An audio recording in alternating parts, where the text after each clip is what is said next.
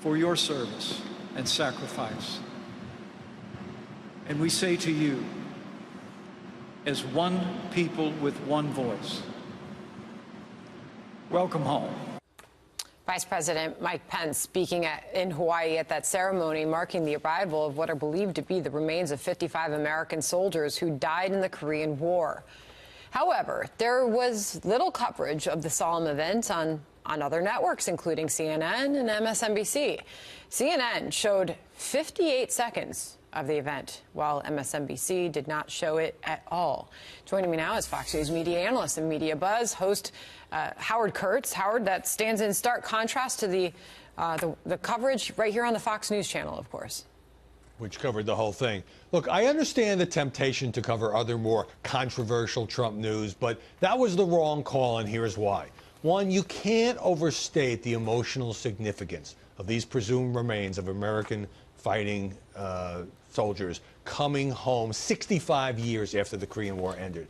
And two, all of this is intricately tied to the nuclear negotiations, as was made clear by Sarah Sanders talking about Kim Jong-un sending a letter to Trump, talking about perhaps next steps. It's a chess move in a much more complex competition. And so for both of those reasons, I think it was a mistake to either just dip into it or completely blow it off. As far as coverage on the network newscasts, ABC World News Tonight did cover it, but for all of 24 seconds.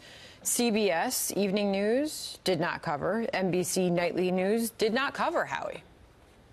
Well, in the case of those broadcasts, it may be that because it was happening around the same time, it might have been logistically difficult to cover it a lot the way cable news networks can. So the test would be how much coverage is it getting today, or is it just kind of being treated as an asterisk, which, again, I think is the wrong call because of the emotional significance, but also the political significance involving these nuclear talks and whether they're going anywhere. Yeah, it was an absolutely beautiful ceremony. I know that Bill was in for Martha last night, and to see those servicemen return back home, draped in the American flags as they were, and it was a solemn service, a beautiful, beautiful moment for this country.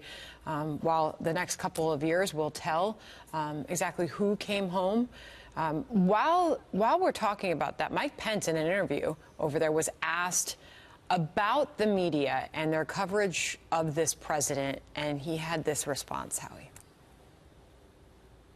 I think there's a lot of people in the so-called mainstream media that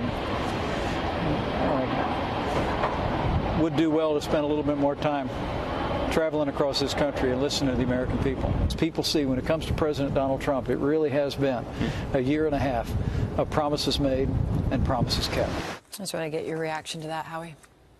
Well, I think the vice president uses measured language to criticize the press. And look, for example, what's in the news this week, it's the latest on the Mueller investigation. It's the Paul Manafort trial, Trump tweeting about both, which does drive coverage of those events, which are not stories, obviously, favorable to the administration. I appreciate the fact that Mike Pence doesn't use some of the rhetoric that I object to, like enemy of the American people, unpatriotic, that the president has used in recent weeks.